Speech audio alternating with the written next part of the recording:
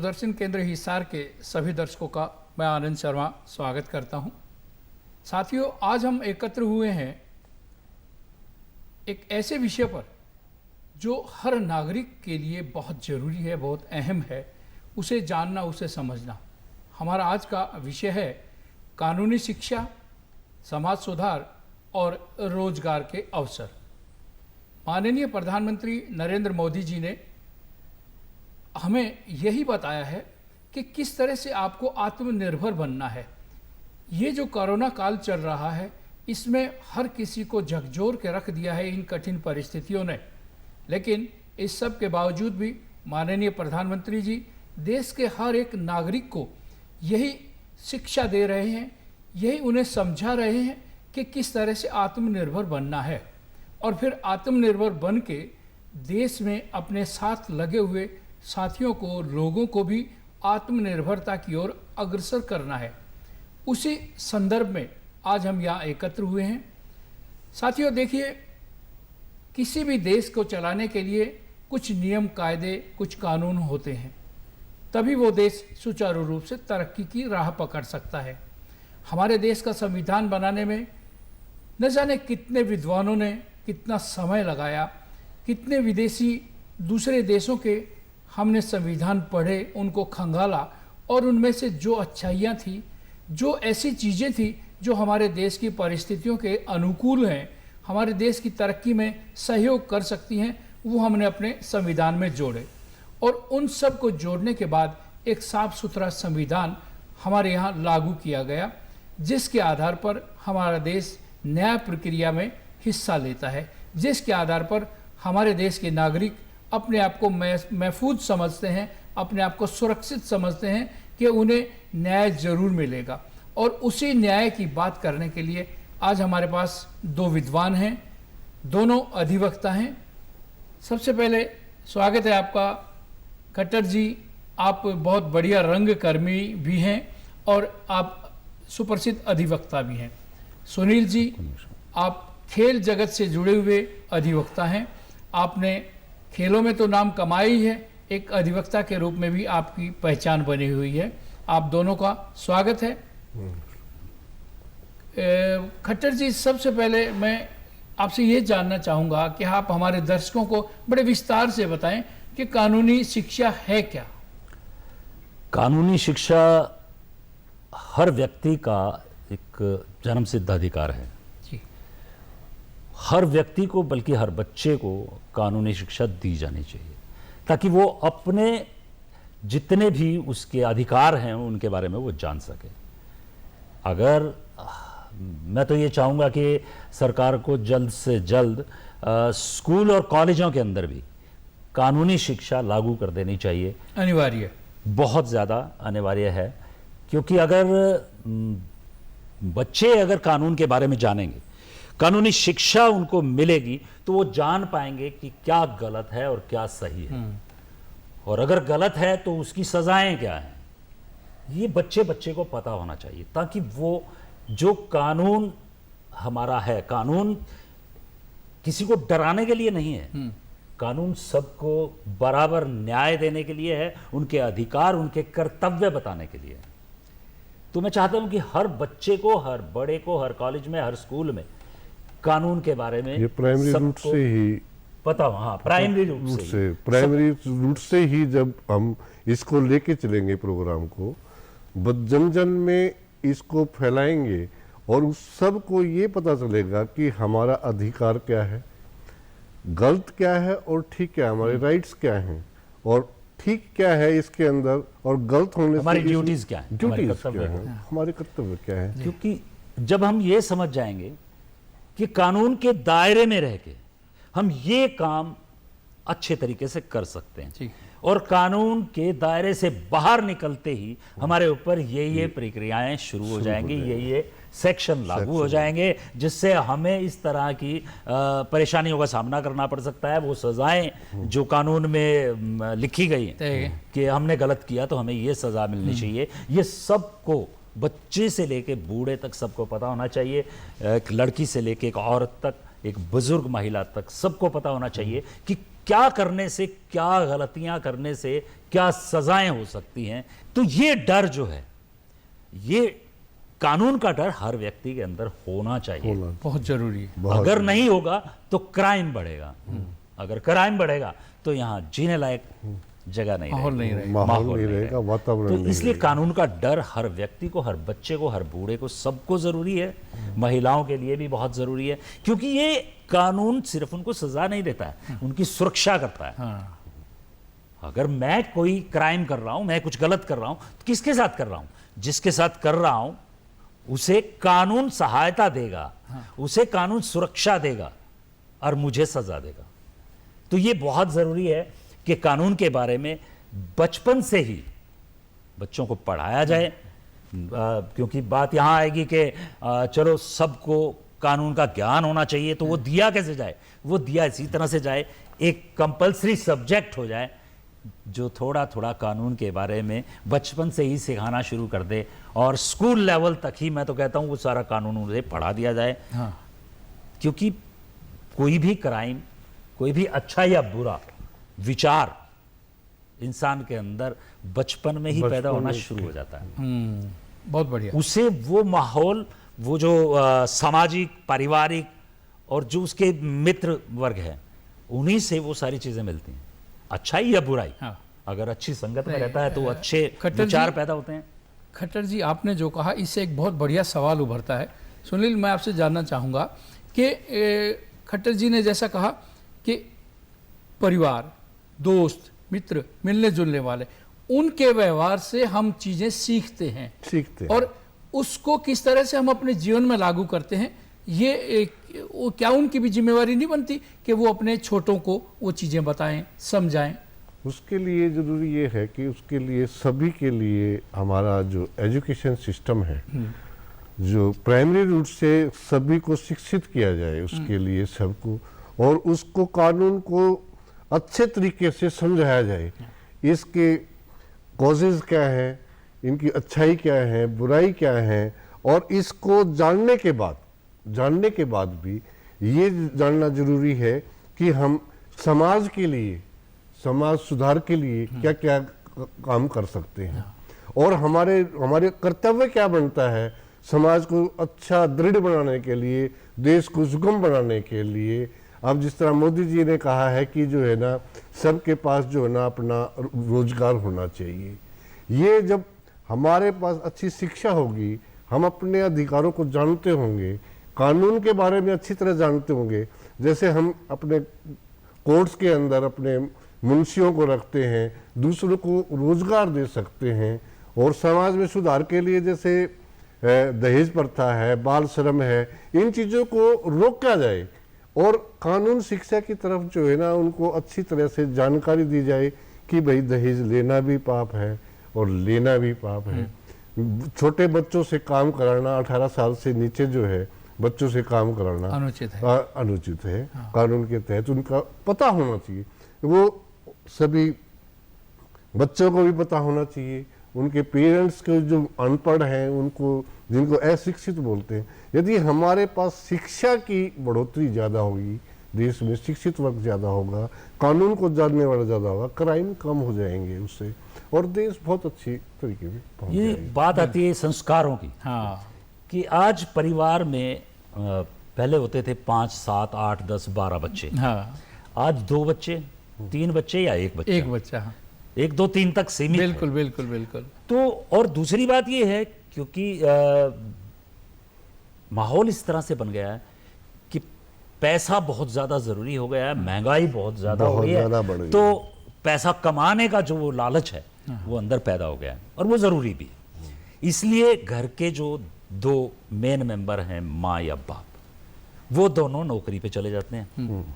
बच्चों को फटाफट स्कूल भेज दिया जाता है कि ये जल्दी जल्दी स्कूल जाएं, स्कूल जाए। ताकि हम फ्री होके हाँ, हाँ, चले अपने काम कर सकें। अपने काम कर सकें। तो परिवार के पास, माँ बाप के पास संस्कार देने का, बच्चों को संस्कार देने का समय नहीं बचा। वो क्योंकि एकल परिवार हो गए हैं, एकल संयुक्त परिवार, संयुक्त परिवार में संस्कार मिलते हैं। यहाँ संयुक्त परिवार की बहुत बड़ी महत्ता है। महत्ता है। समाज को हर दिशा में आगे ले जाने में हमारे संयुक्त परिवार हमारी ऐसी सॉलिड ध्येय रही है, ऐसी मजबूत सुदृढ़ जमीन रही है जहाँ से हमें संस्कार मिलते थे। तो क्यों ना हम इस बात को, संयुक्त परिवार की बात को इसी थोड़ा से जोड़ के मैं कह रहा हूं, हाँ। क्योंकि न्यायिक प्रक्रिया की बात चल रही है, न्यायिक सिस्टम की और न्याय के बारे में जानने की बात चल रही है।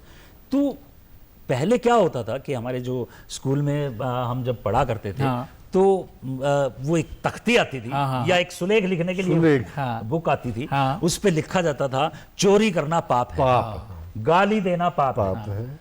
तो इस तरह की लाइनें लिखवाई जाती थी, वो आज नहीं है, वो हमारे मस्तिष्क में रम जाती थी। वो रम जाती थी। तो उसी कारण से ये शिक्षा थी, हाँ। है ना, वो मौलिक जो एक अधिकार था प्राइमरी हमारा, इस बारे में जानना प्राइमरी गलत है। रूट्स में जैसे प्राइमरी स्कूलों के अंदर पढ़े बोलना, हिंदी सिखाना, लिखना, और वो चीजें जो है वो हमारे को संस्कार से ही मिलते जोड़ती थे, थी। जोड़ती थी उन चीजों से, उन कि हमारे को शिक्षित होने में जो है ना माता-पिता हमारे की- को माता पिता का आदर करो, आदर गुरु करो, का आदर गुरु का करो, सम्मान करो, उनका चरण छुओ, छुओ, बड़ों का सम्मान करो, बड़ों का सम्मान ये सारी करो। चीजें ये आज कहाँ है? संयुक्त परिवार से संयुक्त मिलती बची हैं। परिवार नहीं है। हाँ। ये संयुक्त परिवार से भी और मिलती है समाज से, और शिक्षा से भी। शिक्षा से। शिक्षा का भी सिस्टम बदल गया। हाँ। आज अंग्रेजी ज्यादा कोशिश रहती है कि इंग्लिश विषय पढ़ाया जाए, बिल्कुल, या सब बिल्कुल। सब्जेक्ट्स को इंग्लिश नहीं, में देखिए, पढ़ाया जाए। खट्टर जी, कानून की जहां हाँ। तक बात है, खट्टर जी, अंग्रेजी पढ़ना कोई पाप नहीं है। नहीं, अंग्रेजी जरूर पढ़नी चाहिए, हमें भी दूसरे देशों के समान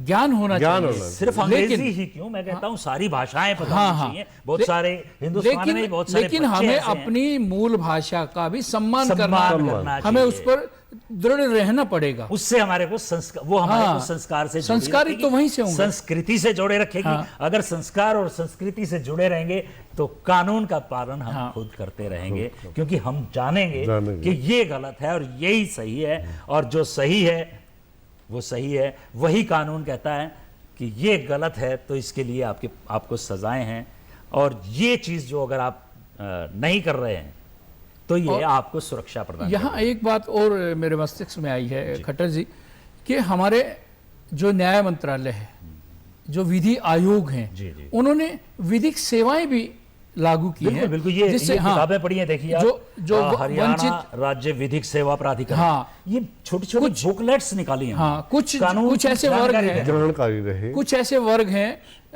जो सक्षम नहीं है वकील के पास जाने जी, में, जी, बिल्कुल। जिनके साधन जिनके पास नहीं है, तो उन्हें हमारा विधिक सेवा आयोग वो हमें सहायता देता है। बिल्कुल। ऐसे लोग वंचित ना रहे न्याय से, बिल्कुल। जिनके पास कोई संसाधन नहीं है या जिन्हें जानकारी नहीं है, उन्हें जानकारी दी जाए। वो सिर्फ ये नहीं है कि जो फाइनेंशियली वीक हैं, हाँ, हाँ। ऐसा नहीं है, जो हैंडीकैप्स हैं, हाँ, हाँ। उनके लिए भी है, हाँ। बच्चों के लिए भी है, बच्चों महिलाओं के के लिए लिए भी है, हाँ। विधवा महिलाओं के लिए भी है, जनजाति जो हमारे SCPC जो हाँ, अनुसूचित वर्ग हैं, जनजाति, अनुसूचित हाँ। जनजाति, उनके लिए भी ये सेवाएं उपलब्ध हैं और निःशुल्क उपलब्ध निःशुल्क हैं। है। ये सरकार की तरफ से है। सरकार की तरफ से ये वो कानून के पंपलेट बारे जो में है जैसे ये हमारे booklet सरकार ने जो समझौता चला, लीगल services एड के बारे में। सर्विसेज जो है, उनका नाम है लीगल एड सर्विसेज, हाँ, हाँ। जो समझौता सदन है उनके बाहर एक पंपलेट लगा दिया जाता है, और जिनकी आय 3 लाख रुपए से सालाना कम है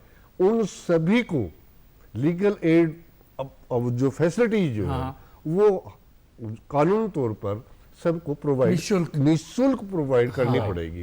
ये हमारे जो है ना विधि आयोग ने जो है ना उनको सुविधा दी दे रखी समाज है, को दी है, समाज को देश को दी है। अच्छा बनाने के लिए, उनको सभी को लीगल एड के थ्रू जो है ना समझाने के लिए, उनको न्याय प्रक्रिया में सहयोग देने के लिए भी। सरकार ने इस तरह से जैसे हर शहर के अंदर तो एक जैसे एडवोकेट्स नियुक्त किए जाते हैं, तो वो स्कूल में जाके इस तरह के लेक्चर्स देते हैं, हाँ, जिससे सेमिनार उनको- किए जाते सेमिनार हैं। किए जाते हैं, हाँ, जिससे डिस्कशन कानून की किया जाता जानकारी है। बच्चों को हो सके, हाँ। कॉलेज में जाके किए जाते हैं, ताकि कॉलेज के स्टूडेंट ये जान सकें। सबसे ज्यादा जरूरी जो है वो यही है कि हमें अपने अधिकार पता होने चाहिए, कानून के बारे में, कानून की बारीकियों के बारे में, कि कानून है क्या, हाँ। किस कानून के तहत क्या क्या सजाएं हैं, क्या क्या करना गलत है और क्या क्या करना सही है। वो अवेयरनेस बहुत और जरूरी है। वो ज्यादा जरूरी है। बहुत सारे लोग जो अनपढ़ हैं या पढ़े लिखे होने के बावजूद भी, जिनको कानून के बारे में कुछ नॉलेज नहीं है,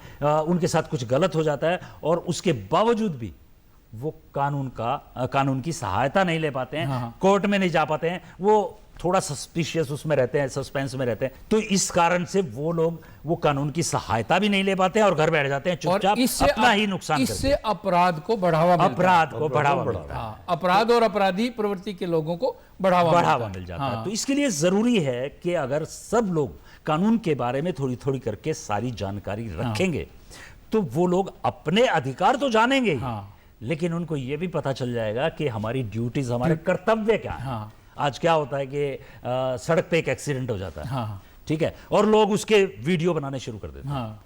क्यों भाई, क्यों वीडियो बना रहे हो? कोई उसको हाथ लगाने को तैयार नहीं, कोई उसको कोई हॉस्पिटल ले सहायता जाने तो के लिए नहीं तैयार नहीं है। क्यों तैयार नहीं है? उनके दिमाग में एक विचार रहता है कि अगर मैंने इसे उठाया, मैं इसको हॉस्पिटल लेके गया तो पुलिस मेरे से पूछताछ करेगी, हाँ। पुलिस मेरे को गवाही पे कोर्ट बुलाएगी, मैं बार बार जा नहीं सकता। ऐसा नहीं है, ऐसा नहीं है। ऐसा नहीं है। ऐसा नहीं है। अगर आप चाहेंगे तो आप गवाही के लिए अपना आए? नाम लिखवा सकते हैं। हाँ, हाँ।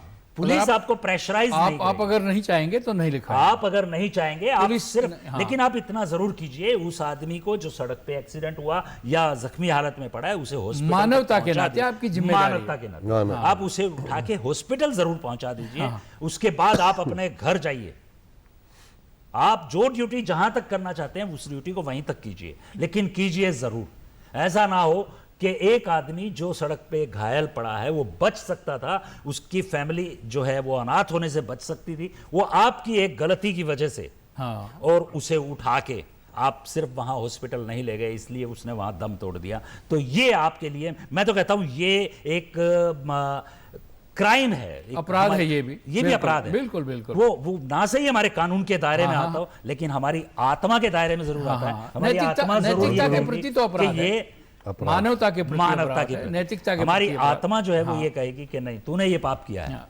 ये तेरे कारण से बच सकता था लेकिन तूने मरने दिया। आनंद जी, ये चीज़। इसमें जो है ना, मैं एक सुझाव ये देना चाहूँगा। जी।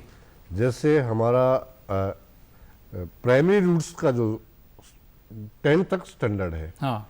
उसके अंदर यदि 2-2, 4-4 वकीलों को, जैसे हमारा प्रेयर सिस्टम है एजुकेशन के बाद, क्या बात है। एक जो है पीरियड जो है, यदि कानूनी शिक्षा का लगाया जाए समाज के सुधार की तरफ और उन चीजों की तरफ जिससे हमारा देश और तरक्की करेगा, निसंदेह, इसमें कोई शक नहीं। इसमें इसके लिए जो है ना, मैं ये अपना सुझाव देना चाहूँगा कि हर स्कूल में एक पीरियड जो है, आध घंटा 45 मिनट या जो वो भी प्रोवाइड कर सके, उसके लिए होना चाहिए। हाँ। जिससे कानून की शिक्षा बचपन से ही उसको जो है ना, समय पर हाँ, हर चीज के बारे में, जब तक और डेली जो सरकार है, हाँ। इस बारे में ये विचार और नहीं हर स्टेट में होना चाहिए। हर स्टेट में, हाँ, पूरे ये देश नहीं हरियाणा में, पूरे मैं देश तो में। हर पूरे देश के अंदर। इसमें क्या है, सरकार ऐसा भी कर सकती है।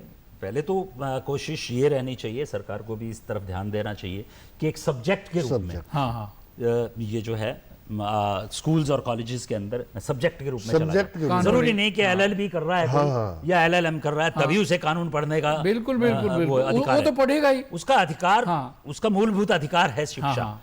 तो वो कानूनी शिक्षा क्यों नहीं? हाँ। तो उसे स्कूल से ही, जब तक ये सिलेबस का हिस्सा नहीं बन जाता तब तक सरकार को चाहिए कि जो एडवोकेट्स हैं, जो सीनियर लॉयर्स हैं, जिनकी प्रैक्टिस 5, 7 या 10 साल, एक सिस्टम बनाया जा सकता है, 5, 7 या 10 साल की जिनकी प्रैक्टिस है, हाँ, हाँ। उन्हें अलग अलग स्कूल और कॉलेजेस के अंदर सेमिनार के लिए भेजें और उसका जो भी फंड्स हैं हाँ। वो सरकार वहन करे, और जो एडवोकेट्स वहां फ्री जाना चाहते हैं वो फ्री भी जाएं। बिल्कुल बिल्कुल, तो क्योंकि ये दोनों भी एक तरह से समाज सेवा है। ये एक समाज सेवा है। और बहुत बड़ी बहुत समाज बहुत सेवा बड़ी समाज सेवा मैं ये है। चाहूंगा कि सरकार एक इस तरह का नियम लागू करे कि हर एडवोकेट हाँ, अपनी 5 साल की प्रैक्टिस या 7 साल की प्रैक्टिस करने के बाद बहुत बढ़िया।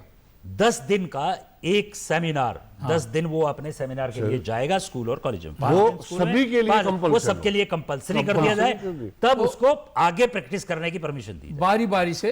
ताकि हाँ, एडवोकेट्स भी जब वो, क्योंकि हम अगर किसी को कुछ बताने जा रहे हैं हाँ, तो हम पढ़ेंगे भी, बिल्कुल ठीक बात है। कानून के बारे में तैयारी हमें अगर करके- नॉलेज नहीं नहीं है, है। तैयारी क्योंकि करके कानून जाए। बहुत वाइड है। हाँ। जरूरी नहीं कि आज कोई बाल श्रम उस पे काम कर रहा है तो कोई सिविल महिलाओं में पर कर रहा है, काम कोई कर रहा है, क्रिमिनल कोई में सिविल कर कोई रहा में है, कर रहा है, कोई सिविल इनकम में टैक्स में करता कर रहा है, है, कोई कोई सिविल- क्रिमिनल में, तो सब अलग अलग है। हाँ, कोई टैक्सेशन पे कर रहा है। तो ठीक हम बात। उस हिसाब से कुछ चीजें और नई जानेंगे, हाँ, हाँ। कुछ नया पढ़ेंगे पढ़ेंगे। ताकि हम लोगों को अवेयर कर सकें, है ना। तो ये सारी चीजें हैं और जिससे पब्लिक के अंदर, बच्चों के अंदर, बड़ों के अंदर, सबके अंदर हमारा ये जो एजुकेशन है कानून के बारे में वो पहुंच जाएगी। और इससे एक और अच्छा तरीका निकलेगा। मैं तो वही कह रहा हूं कि एडवोकेट्स हैं जो 5 साल की प्रैक्टिस के बाद उनको 1 साल के लिए फंड्स दिए जाएं गवर्नमेंट की तरफ से, गवर्नमेंट की तरफ से फंड्स दिए जाएं ताकि law- वो 1 साल एक अच्छे से वो 5 इनकम साल भी कर का सके खट्टर और साहब वो इसमें पब्लिक को जो है अवेयर ना, कर सके। खट्टर साहब, हम रोजगार की क्या संभावनाएं क्या तलाश करते हैं? देखिए, कानून के अंदर आप एक एडवोकेट अगर है कोई भी, तो वो बट नेचुरल अपने कोर्ट्स के अंदर हाँ। जाके प्रैक्टिस करेगा, उसका अपना एक तो रोजगार वो हो गया। रोजगार हाँ। हो जाएगा। दूसरा ये है कि वो लोगों को इस तरह की अवेयरनेस देके, जब आपका इंटरेस्ट, क्योंकि कानून बड़ा एक अच्छा ज्ञान है कानून हाँ। के अंदर, जो कानून की किताबें जो पढ़ते हैं या जो जिन्होंने लॉ रोचक है। पता है, बहुत रोचक है, बहुत मन अच्छा करता है लगता पढ़ने को। में। तो वो जब लोगों का इंटरेस्ट इसमें बढ़ेगा तो ये फील्ड जो है लोग इसको अपनाएंगे। हाँ। लोग LLB करेंगे, LLM करेंगे। तो ये आपको जरूरी नहीं है कि इसका गवर्नमेंट सर्विस ही मिले, हाँ। या आप इंतजार करते रहे कि मुझे तो सरकारी नौकरी चाहिए। हाँ। लेकिन इसमें आप सरकारी नौकरी से भी ज्यादा, अगर आपके अंदर कैलिबर है, आप एक अच्छे एडवोकेट हैं, आपकी सोच, आपके विचार और आपके एजुकेशन बहुत अच्छे तरीके से हुई है, तो आप एक अच्छे लॉयर होके शहर में अपना नाम भी कमा सकते हैं और सेल्फ पैसा भी एम्प्लॉयमेंट कमा का सकते हैं। अच्छा वो है। आप वहां रहेंगे तो आप जो जूनियर एडवोकेट्स आते हैं उनको अपने साथ रख के उनको एजुकेट भी कर सकते हैं, उनसे हेल्प भी ले सकते हैं, क्योंकि आपके पास काम ज्यादा है। बिल्कुल, बिल्कुल। और उनको आप सैलरी बेस पे भी रख आपके सकते हैं। आपके साथ जो मुंशी जुड़े हुए जुड़ेंगे हैं या टाइपिस्ट जुड़े बिल्कुल, हुए हैं, वो सब लोग पियन है, अर्न करेंगे। हाँ, वो सब वो लोग एक चेन बन जाती वो है। चैन वो बन एक जाएगी। चैन बन जाती है एक आदमी पूरे- के कारण पूरे 10, 12, 15 लोग कमा सकते हैं। हाँ। तो आप एक तरह से इंडस्ट्रियलिस्ट हो गए। हाँ, बहुत बढ़िया एक बात। लायर, एक अच्छा, तरह से और इंडस्ट्रियलिस्ट है जो इसके अपने साथ साथ कंपनीज में भी, हाँ जी, कंपनीज में भी बहुत सारी वो हैं। हर क्षेत्र सुनील, में, हर सुनील, क्षेत्र मैं आपसे जानना चाहूंगा कि जितनी भी बड़ी कंपनीज हैं या छोटी कंपनीज भी है, सभी अपने लायर्स रखते हैं, अपने लीगल legal एडवाइजर। advisor। उस बारे में मैं आपसे, ऐसा है कि जितनी भी कंपनियां हैं और जितने ग्रामीण क्षेत्र है और जो बैंक्स हैं, वो सभी जो है अपने लीगल एडवाइजर रखते हैं। हाँ। उसके अलग जो है, इससे अलहदा जो है, एक जो सिविल का जो एडवोकेट है, हाँ। सीनियर एडवोकेट, उसकी ओपिनियन अलग से भी ली जाती है ओके। उसके तहत, ठीक है। जिससे वो उसको टैली करके कंफर्म करते रहते हैं कि कहीं जब 2 आदमियों से जब टैली हो जाता है, हाँ। तो वो एक मेच्योरिटी की तरफ जो है ना, जो चीजें निकलती हैं, हाँ। वो अपने आप में जो है परफेक्ट होके चली जाती है। बिल्कुल ठीक है। बिल्कुल। क्योंकि जितनी भी चीज़ें हैं, आप कहीं भी देखिए, आप मेडिकल प्रोफेशन में देखिए या किसी भी प्रोफेशन में देखिए, तो अपनी फर्स्ट ओपिनियन के लिए, फिर सेकंड ओपिनियन के लिए दूसरे डॉक्टर के पास, थर्ड ओपिनियन के लिए किसी तीसरे डॉक्टर के ठीक पास, इसी तरह से ऐसे जाता है। ठीक इसी तरह से लीगल एडवाइजर्स जो हैं वो भी फर्स्ट और सेकंड और थर्ड ओपिनियन पे कंपनी जा सकती है, गवर्नमेंट जा सकती है, क्योंकि गवर्नमेंट के भी बहुत सारे केसेस रहते हैं जो गवर्नमेंट के अगेंस्ट या गवर्नमेंट के फेवर में रहते हैं। तो उस पर भी गवर्नमेंट के पास भी इस तरह के एम्प्लॉइज हैं जो लीगल एडवाइजर्स हैं, जो सरकारी वकील हैं, सरकारी वकील हैं। हाँ। तो वो उनसे टाइम टू टाइम जब उन्हें ज़रूरत पड़ती है उनसे वो डिस्कशन करते हैं और केसेस के ऊपर डिस्कस करके फिर उस तरह से उस केस को आगे प्रेजेंट करते हैं। खट्टर जी, एक सवाल मेरे दिमाग में अभी आया है कि कुछ लोग महज इसलिए कानूनी शिक्षा से दूर रहना चाहते हैं या दूर रहने की कोशिश करते हैं कि उन्हें लगता है कि हमारे किस काम की है, हमारे साथ भगवान ना करे कोई ऐसी घटना हो, और अगर कोई ऐसा हो भी गया तो ये इतने एडवोकेट्स हैं, हम उनके पास जाके सहायता ले लेंगे। नहीं, दूर जाने की मैं नहीं कहता कि लोग दूर जाना चाहते हैं। हाँ। वास्तव में क्या है कि कोई भी फील्ड, चाहे वो मेडिकल हो या इंजीनियरिंग हो या ये लॉ के बारे में हो, तो सबके अपने अपने रास्ते हैं और सबके अपने अपनी, कि मुझे तो सिर्फ मेडिकल के बारे में ही जानना है, इसके बारे में पढ़ना है। उनको सबको ये है कि जो मेडिकल कर रहा है, जो डॉक्टर है, वो अपनी बुक्स ही पढ़ना चाहेगा। हाँ। वो ये नहीं कहेगा नहीं, कि मुझे बिल्कुल, इंजीनियरिंग भी पढ़नी चाहिए। बिल्कुल ठीक इतना बात। समय नहीं होता है, इसीलिए कहा गया है कि 1st से 10th तक हाँ। अगर हम सारी लॉ की नॉलेज दे देते हैं ये तो बिल्कुल हमें सही ज़्यादा कहा प्रॉब्लम आएगी नहीं। खट्टर जी आपने। ये तो देश के हर नागरिक के लिए बहुत आवश्यक है। बल्कि जैसे हमें स्कूलों में धर्म शिक्षा पढ़ाई जाया करती बिल्कुल, थी पहले, बिल्कुल, ठीक उसी तरह से कानूनी शिक्षा की जानकारी भी बालपन से अगर मिलनी शुरू हो जाएगी तो बच्चे में वो संस्कार आ जाएंगे। बच्चा अपराध की तरफ नहीं बढ़ेगा, बच्चा अपराध करने से डरेगा, बच्चा अपराध करने से बचेगा। और जब एक बच्चा अपराध करने से बचेगा तो वो जवान होकर भी अपराध की तरफ नहीं जाएगा। और यही हमारी कानूनी शिक्षा की बेसिक रिक्वायरमेंट है, यही हमारी कानूनी शिक्षा की ज़रूरत है, जो समाज को, देश को, राष्ट्र को अंतर्राष्ट्रीय स्तर पर शांति बनाए रखने में, तरक्की करने में और हमें कानून के प्रति आदर करने की शिक्षा देने में बहुत ज़रूरी है। तो साथियों, आप स्टूडियो में आए, आपने बहुत अच्छी अच्छी जानकारियां दी, आपका बहुत बहुत आभार। नमस्कार।